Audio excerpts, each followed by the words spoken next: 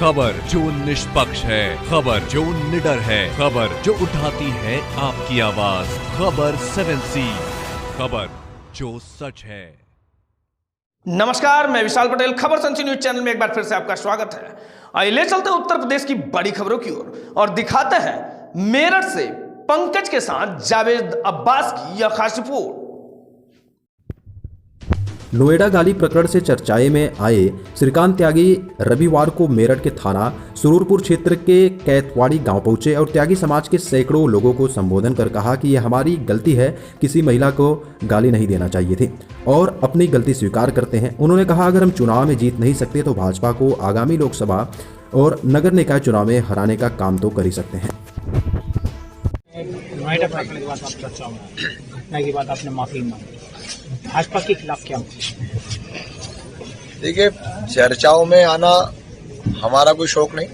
हम समाज सेवी हैं, अपने समाज की सेवा कर रहे राजनीतिक व्यक्ति हैं और भाजपा का विरोध करने का एकमात्र यही कारण है कि जिस तरीके से हमारे समाज की अनदेखी भारतीय जनता पार्टी में लगातार हो रही है, समाज का अपराधीकरण भारतीय जनता पार्टी कर रही है और जब कोई सुनवाई को लेकर हमारा समाज कोई आंदोलन या कोई सम्मेलन या किसी के माध्यम से जो जरिया है लोकतंत्र में इसको सरकार तक पहुंचाने का काम करते हैं तो उसको अनदेखा करके उस ज्ञापनों को सरकार फाड़ कर डस्टबिन में फेंक दे रही है।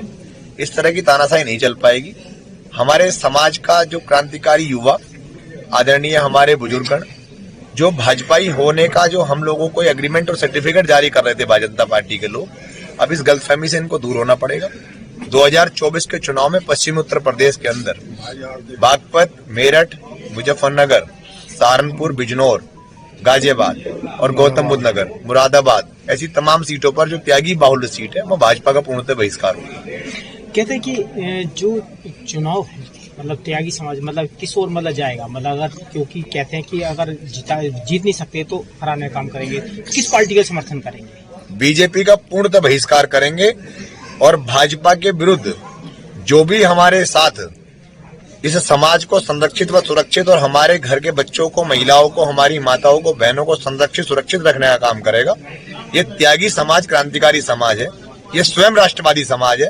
ये भाजपा के राष्ट्रवाद के प्रमाण पत्र की जरूरत इसको नहीं है। ये बीजेपी का पूर्णतः बहिष्कार कर कर विरोधी को चुनाव जिताएगा और ये बीजेपी के लोगों को हम आपके चैनल के माध्यम से बताना भी चाहते हैं कि अब किसी तरह के जुमलेबाजियों में ये त्यागी समाज फंसने वाला नहीं है। कहते हैं कि त्यागी समाज तो विरोध में है, किसान भी नाराज है।